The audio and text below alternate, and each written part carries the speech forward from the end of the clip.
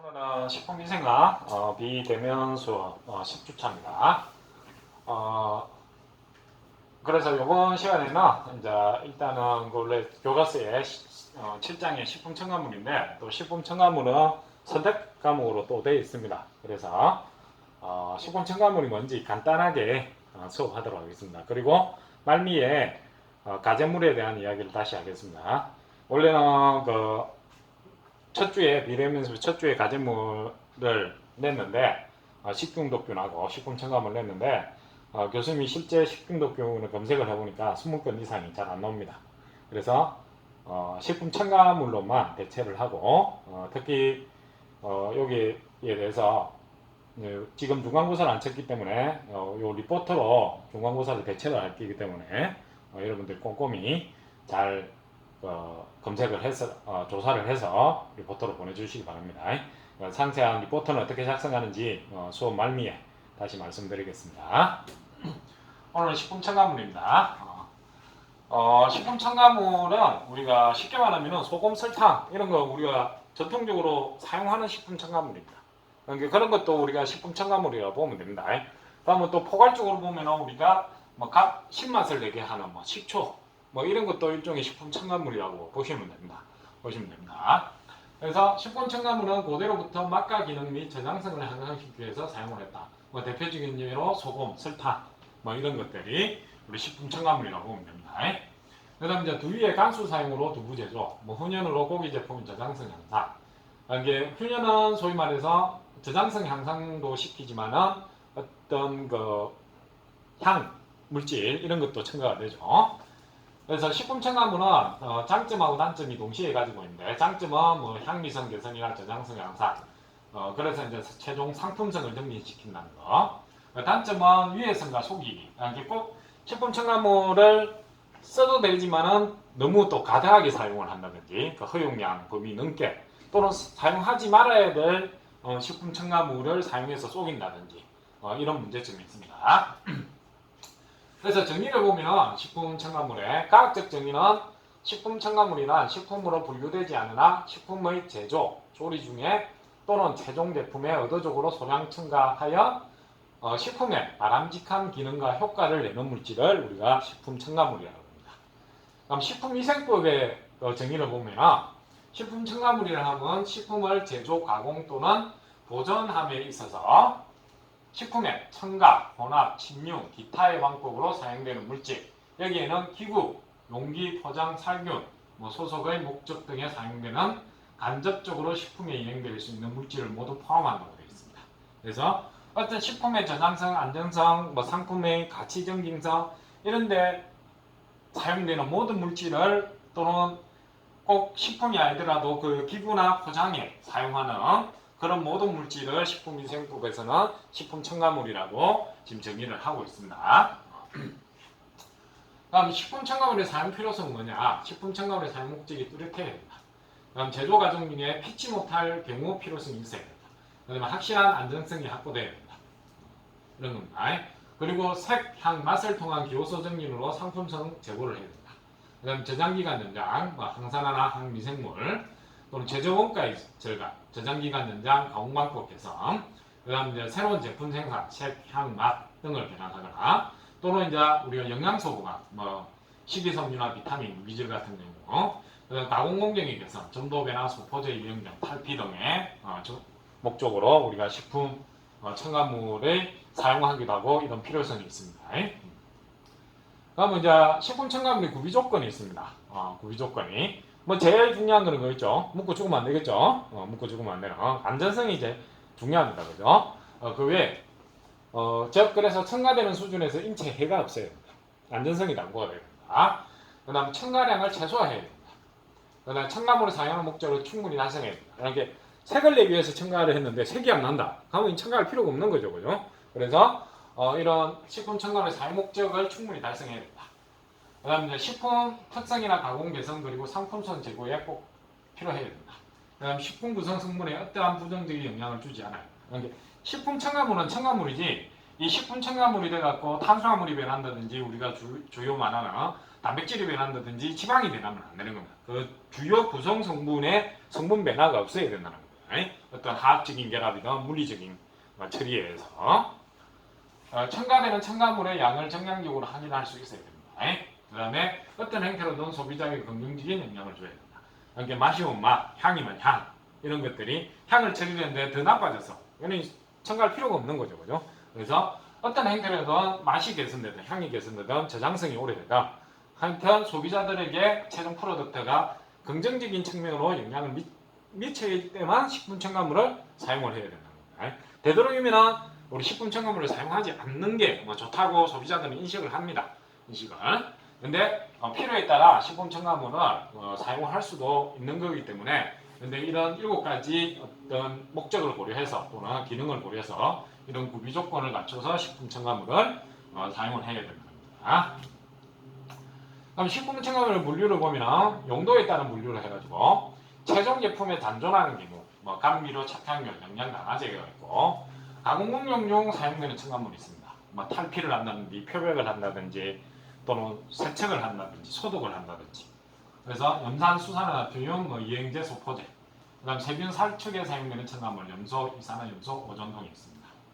그래서 지금 식품 첨가물 용도별 분류를 보면 1번부터 우리가 51번까지 있습니다. 이는 식품공제에 우리 허가된 항목들입니다. 항목들인데 첫 번째 보면은 가공보존제 해서 보면은 이타콘산, 하나국산, 수소 등이 있고 감미료, 글루탐산이 여기 들어가 있습니다. 글루탐산, 플루라제 이거는 이제 단맛을 내는 거, 단맛을 내는 거. 디소르비톨 액은 우리 끈 만들 때 자이루턴이나 이런 것들. 그다음 결착제부터 밀가루, 계량제, 발색제, 색도 유지제, 색소 고정제, 살균제, 살균제는 이산화염소, 표백제, 오존수, 치아염소산. 우리가 소위 말하면은 락스라고 합니다. 락스는 상표명입니다. 상표명. 그래서 이런 것들이 살균제에 해당입니다. 그리고 색소 안정제, 소포제. 소포제는 이제 식품 가공을 할 때 거품이 너무 많이 나면 가공이 잘 안 되기 때문에 이런 거품을 죽이는 소재라고 보시면 됩니다. 소포제는. 그 다음에 착향료, 향을 듬는 거, 그 다음에 착색료로 잘 색깔을 입히는 거. 그 다음에 이제 추출용제.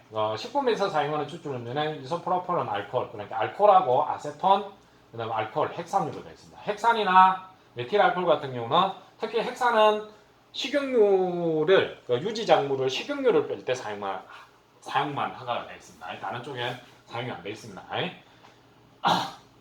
그 다음 충전제, 팽창제. 팽창제는 잘 알고 있죠. 빵 만들 때 사용. 부풀게 하나. 그 다음 표백제는 색깔을 이제 탈색시키는 거, 하얀 거. 밀가루 같은 경우 밀을 가공할 때 하얀 밀가루가 나오죠, 그죠? 그런 통밀에 가면 원래 회색인데 밀가루가 보통 하얗죠, 그죠? 이럴 때 이제 표백제를 사용합니다. 표백제는 피막제, 항미정인제, 효소제제. 효소제제는 식품 가공 중에 어떤 효소 처리를 해가지고 음료를 만들 때, 그러니까 보통 우리가 토마토를 믹서기에 갈면 어떻습니까? 뿌옇죠. 근데 파는 음료들 보면 막죠, 그죠? 그런 것들은 펙티나제라는 이런 효소들을 사용을 해가지고 가수분해 시킨 다음에 그걸 그러면은 맑은 액이 만들어집니다. 이런 식으로 식품 가공 공정에 효소제를 사용하기도 합니다. 다이페스 이런 것도 사용을 하고 베타 글루카나제 이런 것들이 식품 음료를 만들 때 주로 많이 사용하는 효소라고 보시면 됩니다. 그다음 이제 식품 첨가물의 안전성 평가는 어떻게 하느냐? 물론 우리가 5장의 식품 위해 화학물질 할 때 안전성 평가 농약이든 동물의약품이든 했습니다. 마찬가지로 이제 식품 첨가물도 안전성 평가를 하게 되는데 세계 모든 나라가 식품 첨가물에 대한 사용을 규제하고 있다. 즉 사용 대상 식품 사용량 기준을 정합니다. 규제가 없는 것도 있는데 소금 같은 건 규제가 없습니다. 얼마나 사용할지 전통적으로 사용을 해왔기 때문에. 근데 이제 새로 우리가 인공적으로 개발되는 식품 첨가물은 사용량을 항상 고시를 하도록 되어 있습니다. 그 이상 사용을 하면 안 됩니다. 그래서 안정성은 주로 동물 실험을 통하여 확인을 합니다. 그래서 국가 간 허용품은 사용량 대상은 차이가 있습니다. 그래서 유엔사나 FAWH 그다음에 조인트 FDA 엑스포 커뮤니케이터 이런 데서 국제적인 식품 첨가물 관리 일반 원칙 지정 품목제를 운영하고 있습니다. 그래서 특히 조인트 FAWH 엑스포터에서 일일 섭취 허용량을 1961년에 도입을 하게 됩니다. 그러면 1일 허용 섭취량은 잘 알아두세요. Effective Daily Intake라 해서 뭐냐면은 요즘 이야기했죠. 계속 사람이 일생 동안 매일 섭취하도 건강상 위해가 나타나지 않는 식품 첨가물의 양을 ADA, Objective Daily Intake, Objective를 받아들일 수 있는 1일 인테이크, 먹는 양, 매일 먹어서 받아들일 수 있는 양이란 뜻입니다. 그래서 매일 먹어도 평생 먹어도 이걸 먹어서 죽지 않는 농도를 ADA라고 합니다. 그래서 표기를 체중 킬로그램당 미리그램으로 표시를 합니다. 그러니까 뭐 ADA는 어떻게 검출하느냐? 동물 실험을 통해 가지고 어떤 동물 실험에서 이놈이 이제 안 죽고 또는 돌연변이도 안 일어나고 이런 이제 농도가 나오겠죠, 그죠? 그 농도가 나오면은 불확실 계수를 곱하고 미리그램당 킬로그램당 1일 서용 섭취량을 이제 나타내게 됩니다.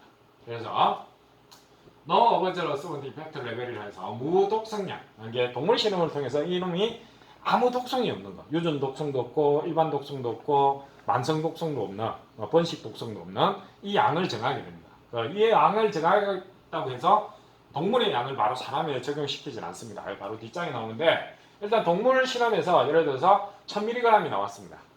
그러면 이제 동물 섭취량에서 1000mg이 넘으니까 아무 독성이 안 나타나더라고요. 그럼 이제 사람을 적용을 할 때는 쥐하고 사람의 종이 틀려져. 같은 포유류지만 그래서 종간의 차이 불확실 합식 계수인 10분의 1을 나눠줍니다. 이게 10분의 1을 곱해주는 거죠. 나누기 10을 하는 거죠. 그게 뭐 1000에서 10을 나누니까 100mg이 되겠죠. 그 다음에 사람도 보면 성인이 있고 남녀 요소가 있고 노인이 있고 이렇죠. 그죠? 지금 우리가 코로나 사태도 보면 주로 65세 이상의 노인자 또는 기저 질환자 뭐 당뇨를 갖고 있거나免疫이 떨어진 사람이나 이런 사람들의 사망률이 높죠. 그와 마찬가지로 성인과 또는 아이의 차이점의 불확실, 인간 내의 차이점 불확실 계수를 또 10분의 1 또는 100분의 1을 하는 경우도 있습니다. 확실하게 하기 위해서. 그래서 여기서는 10분의 1인데 최대 그래서 처음에 동물 실험에서 1000mg 나오면 실제적으로는 최소 100분의 1을 나누기로 해주는 겁니다. 100분의 1을. 100분의 1을 곱해주면 10mg이 됩니다. 그러면 이 10mg이 뭐다? ADI 양이 됩니다. 인간에 적용할 때. 그러면 이걸 어떤 식품에 쓴다. 그럼 10mg 이상 첨가를 하면 안 되는 겁니다. 하루 섭취량을 했을 때. 그래서 이렇게 1일 허용 섭취량을 동물 실험을 통해 가지고 불확실 계수를 곱해서 ADI를 설정하게 됩니다. ADI를. 그래서 암전관리는 우리가 동물 실험을 통해서 급성, 녹성, 희형, 암환성, 망성, 1일 허용 섭취량, 시장 조사를 하고 최대 식품 섭취량 조사, 이게 총 첨가물을 사용해 주셔서 최대 섭취량을 해서 비교해서 ADI 이내면은 허용을 하고 ADI를 초과하면은 이제 불허를 하는 겁니다. 불허를. 그래서 식품 첨가에 허용되는 농물에 이용한 독성 실험에는 무독성, 저독성 뭐 이런 식으로 나눠지는데 특히 LD50 값을 이용하는데 LD50 값은 뭐라 그랬죠? 교수님이 농약 할 때도 이야기했습니다. 또는 동물의약품 할 때도 이야기했습니다. 동물 지새끼 가지고 10마리를 실험했어. 그 중에 5마리가 죽는 농도를 LD50 값이에요. 그래서 LD50 값이 농도가 뭐다? 높을수록 이건 안정한 거다. 이게 왜냐? LD50 값이 5일 때는 5만큼 죽으면 5마리가 죽는다는 거예요. 근데 50을 먹었다 5마리 죽는다. 당연히 50이 훨씬 더 안정하다고 볼 수가 있죠. 그래서 LD50 값이 높을수록 이거는 안정한 식품 첨가물이라고 보시면 됩니다. 그 다음에 이제 그래서 시험을 뭘 하냐면은 첫 번째 급성 독성 시험, 어거트 톡시드 테스트를 하는데 급성 독성 시험으로 독성 용도를 간단히 확인합니다. 저농도, 고농도로 7에서 14일 정도 투여를 합니다. 여기 한 2주 정도 반복 투여를 해가지고 독성량을 알아내는 겁니다. 이 실험을 통해서 반수치 이상의 금방 말했던 레스랄 버전에서 LD50 값을 구합니다. 그럼 이제 이후에 실험 들어갈 때 이게 용량이 됩니다. 용량이 LD50 값은 동물 실험을 통해 50%가 죽는 용량을 말합니다. 그래서 LC50 값은 가스 LD는 먹었을 때 갱구치사량이고 LC는 가스나 이런 걸 먹을 수가 없죠. 흡입을 했을 때 LC50 값을 씁니다. 그래서 가스와 휘발성 물질에 대한 급성 실험 농도 기준은 LC50 값입니다. 흡입을 하니까 먹는 게 아니고. 그 다음에 이제 악업성 독성 시험을 합니다. 단기 독성 시험으로 반복 투여 시 나타나는 독성자료입니다. 그래서 만성 독성 시험 자료를 활용합니다. 보통 생지에 각 10마리씩 2주 정도 투여해서 생물학적 무독성량을 결정합니다. 여기서는 한 마리도 죽으면 안 됩니다. 죽어도. 그 다음에 이제 암환성 독성 시험을 합니다. 이건 좀 길게 합니다, 실험을. 그러니까 2주 동안 해서 이제 길게 하는 실험의 용량을 결정합니다. 용량을 결정하면 이제 수일에서 6일간 규칙적으로 반복 투여하여 부작용. 약 6개월이면 4, 32, 한 4주간 했을 때 24주죠. 최소 몇 주 정도 해야 되면 12주 이상은 해야 됩니다. 12주. 그래서 수일에서 6개월간 규칙적으로 반복 투여하여 부작용 실험을 합니다. 치사율로 나는 독성 효과, 발현 기간, 특성의 가역성, 용량과 반응. 그래서 노벌을 확인합니다. 그래서 뭐 여기 때 해가지고 장기 다분해 해갖고 얘들이 뭐 기형아가 태어나는지 또는 뭐 유전 독성이 나타나는지 뭐 이런 것도 확인을 합니다. 그다음 이제 만성 독성 시험입니다. 장기간 독성 시험을 통해서 역시 지인 경우 각각 암수 25마리씩 실험을 해서 동물에서 큰 무독성인지 또는 장기는 괜찮은지 이런 것들을 확인하는 실험입니다.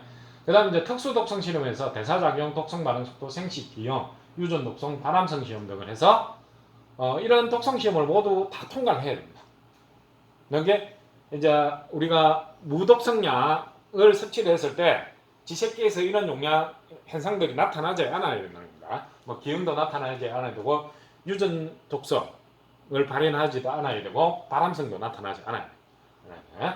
그래서 이들 독성 시험으로 독성 발현 기전 민간성 독성을 최종 확인합니다. 이제 식품 첨가물의 독성 실험을 지금 우리가 현재 뭐 건강기능식품 많이 알고 있죠, 그죠? 건강기능식품을 할 때도 안전성 평가를 이와 똑같이 합니다. 똑같이 건강기능식품에 대해서. 그래서 규제 현황을 보면은 식품위생법 제10조 제1항 제9조 1항의 식품 또는 첨가물과 기구 및 용기 포장 표시에 관한 기준을 음란에서는 만들어 놨습니다. 그래서 식품위생법 제12조의 식품 첨가물의 공정법을 보급하고 그 다음에 고시 되지 않은 식품 첨가물은 별도 허가받아서 사용을 하도록 되어 있습니다. 그래서 2011년 5월 현재 약 한 600개 정도 품목이 식품 첨가물로 지정이 되어 있습니다. 그 다음 외부가 뭐 유엔사나 그래서 이제 A1 리스트는 안전성 평가가 완료된 ADR가 확정된 거, A2 리스트는 안전성 평가 착수에서나 자료가 부족한 경우. 이게 안전성 평가는 아까 말했던 앞에 말했던 독성 실험입니다. ADR이 잠정적으로 정하는 거. BC 리스트는 식품의 사용 또는 불안전 사용이 극히 제한된 제품을 식품 첨가물을 말합니다. 예를 들어 JCFA에서는 규격이 제한된 첨가물을 현재 560종 정도 그 리스트를 만들어 놨습니다. 미국은 주무관청은 식품의약품 안전청에서 관리를 하고 있습니다. 그리고 이제 개별 식품 첨가물은 푸드 케미칼스 코덱스라는 규격 규정을 정하여 기관하고 있습니다. 역시 또 미국은 일반 안전 인정 물질에서 General Organization as Safety에서 GRAS라고 합니다. 그래서 여기에 일반 안전성 인정 물질로 등록된 식품 첨가물은 사용 제한이 없습니다. 사용 제한이.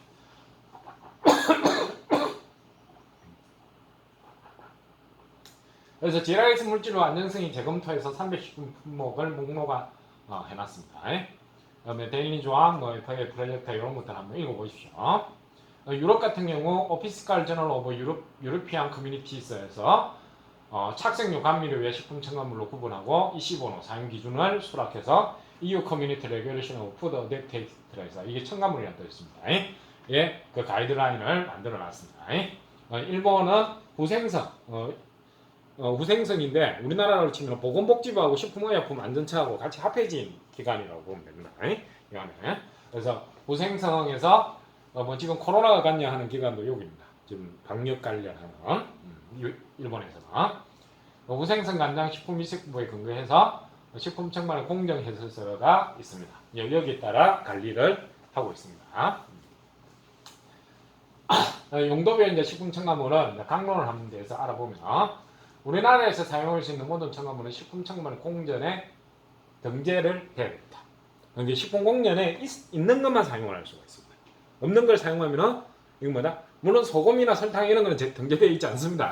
그냥 간헐적으로 사용을 하고 있기 때문에 그 외에 이제 새로 만든 인공적인 식품 첨가물이든 천연 식품 첨가물이든 하여튼 식품공단에 등재가 된 것만 사용하도록 지금 허가를 하고 있습니다. 그래서 등재된 또는 수재된 식품 첨가물은 사용 대상 혹은 용도 사용량이 정해져 있습니다. 그 다음에 사용 대상만 정해진 것, 사용 대상과 사용량이 제한되지 않은 것으로 구분되어 있습니다. 하여튼 등재가 돼야 돼요. 등재가. 그래서 식품 첨가물 자세한 구획 규정은 식품 첨가물 공전을 참고하여 필요에 따라 변경되고 있으므로 확인 필요. 매년 변경을 합니다. 시학자에서. 그래서 이제 취업을 하게 되면 우리 회사에서 어떤 이제 제품을 만드는데 가공 제품을 만드는데 뭐 착색료를 이렇게 뭐한 10년 전에 뭐 작년까지는 이 착색료가 사용이 가능했어. 근데 올해 보니까 이 바뀌었어. 사용을 원하는 걸로 돼 있어. 그러면 그건 사용하지 않아야 된다는 겁니다. 그래서 매년 업데이트되는 것을 확인해가지고 우리 제품에 어떤 것들을 사용해야 될지 이걸 이제 품질 관리실이나 또는 제품 개발실에 들어가면은 이걸 이제 취업을 하게 되면 활용을 해야 됩니다. 다운은 시학체에 들어가면 다 있습니다. 매년 업데이트 돼서 올라오기 때문에 이제 강론입니다. 첫 번째 보존료, 이거 좀 극이 이상이 되는데 보존료, 두 번째 착색료입니다. 보존료는 미생물의 살균 혹은 전균 약을 하는 첨가물을 말합니다. 디히드로 초산류 등이 있습니다. 그럼 착색료, 색깔을 입히는 거죠. 컬러링 메탈이라서 식품에 인위적으로 색을 주어 시각적 효과를 제고시키는 걸 말합니다. 기존 색을 보완, 탈색 방지, 무색에 색을 부여하는 걸 말합니다. 그래서 천연 착색료가 있고 합성 착색료가 있는데 합성 착색료는 주 타르게, 비타르게가 있는데 보통 식품 자가품질 검사, 식품은 이제 허가를 받을 때 뭘 하냐면은 타르게 색소가 검출이 되는지 안 되는지 그걸 이제 보통 하게 됩니다. 검사를 하게 됩니다. 그다음 이제 살균제입니다. 일명 미생물을 죽이는 목적으로 사용합니다. 독성이 낮고 대상식품에 영향이 크지 않은 살균력이 강한 것들을 말합니다. 그래서 주로 많이 사용하는 게 가산화수소, 그다음에 치아산나트륨, 이염화 치아산나트륨.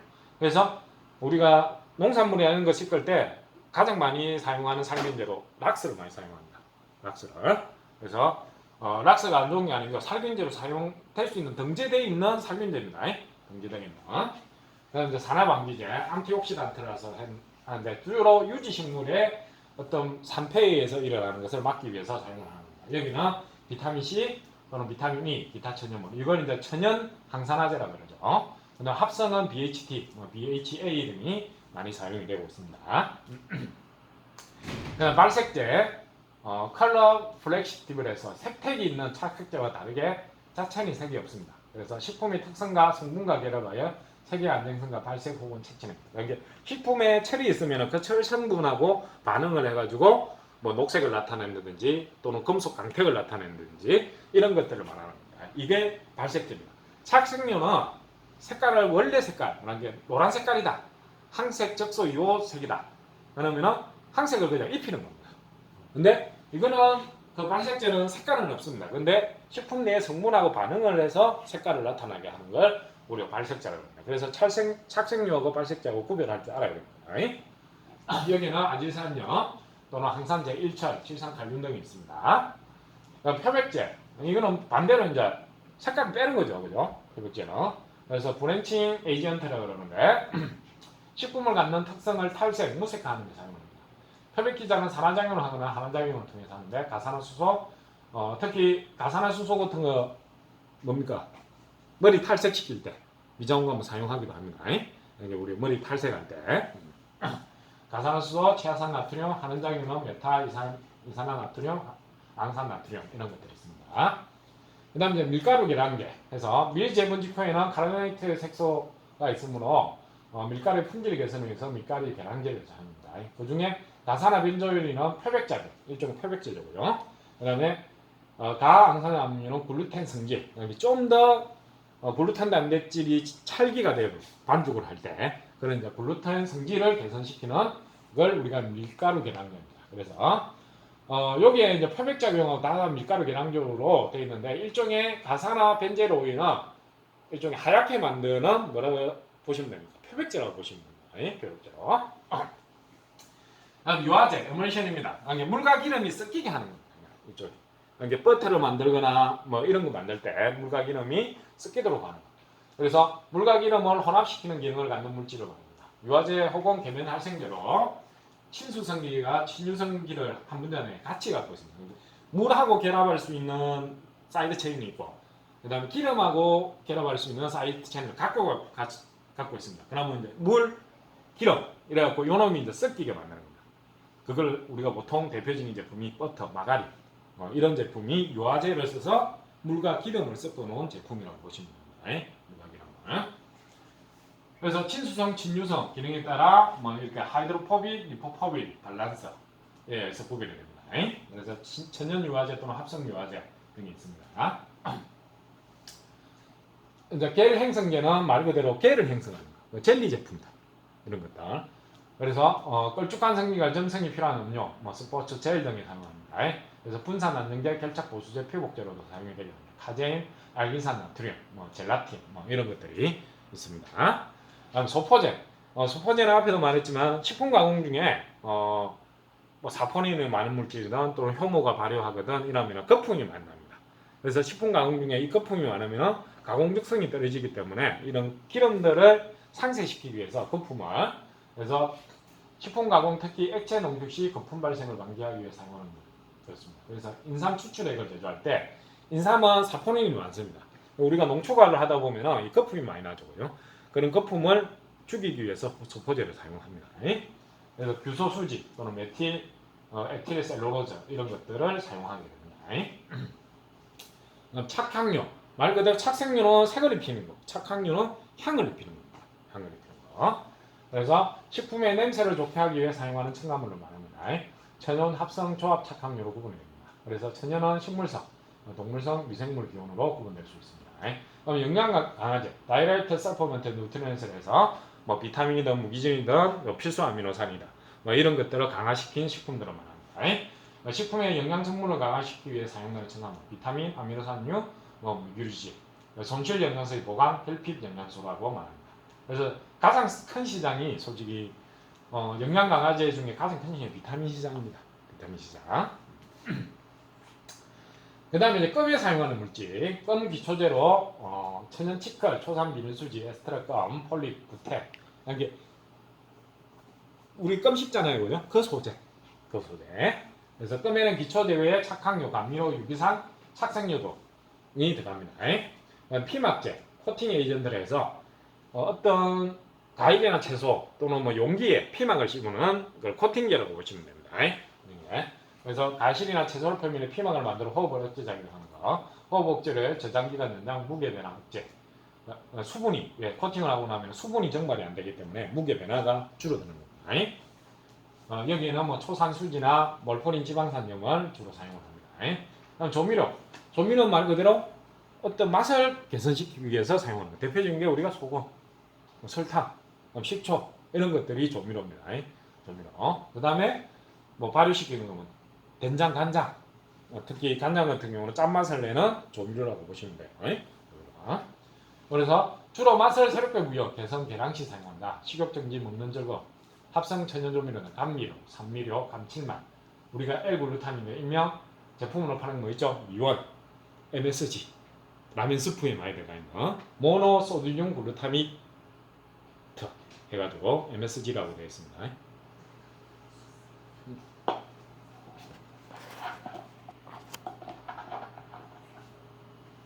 그래서 주로 맛을 새롭게 부여하는 데 사용합니다. 조미료는. 그래서 여기는 뭐 감미료 등이 있습니다.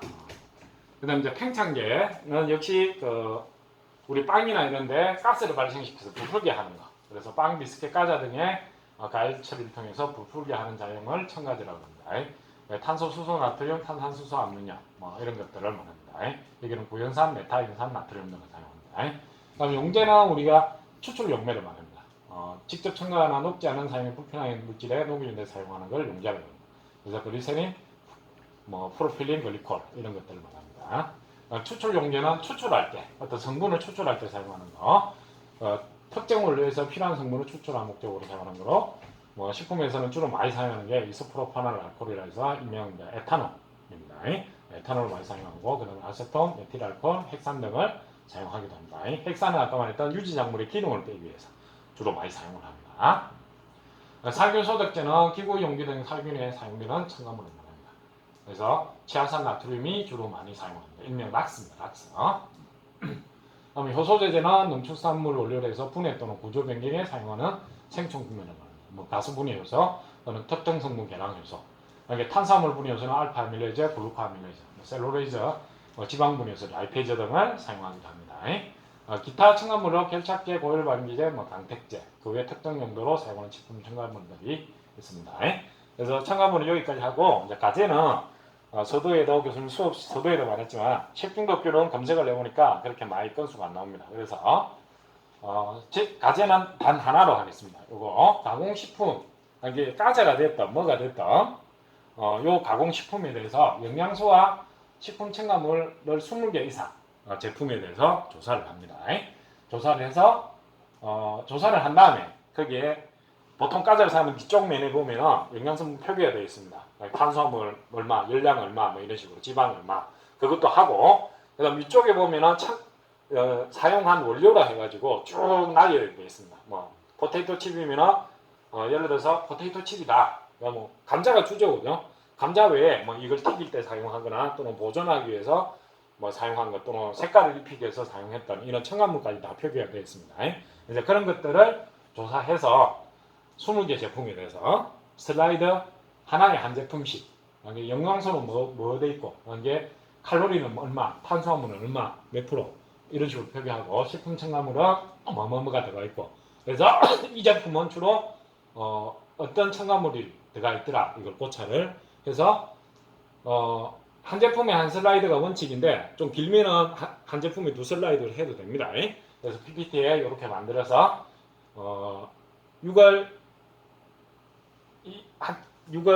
15주차 이게 기말고사 전까지 기말고사 한 번 더 교수님이 지금부터 조사를 하십시오. 제출 날짜는 한 번 더 공지를 일주일 전에 공지를 교수님이 하겠습니다. 그러니까 지금부터 조사를 해서 이렇게 PPT를 계속 만들어 가십시오. 한꺼번에 20개 하려면 힘드니까 차근차근 해서 조사를 해서 만들어 놓으십시오. 제출 날짜는 한 6월 한 둘째쯤 아마 그때쯤 될 것 같은데 정확한 제출 날짜 일주일 전에 교수님이 한 번 더 공지를 하도록 하겠습니다. 카톡으로 공지를 하든 또는 수업 요 공지를 하든 되도록이면 교수님이 단체 카톡방에 공지를 하도록 하겠습니다. 오늘은 여기까지 수업하도록 하겠습니다.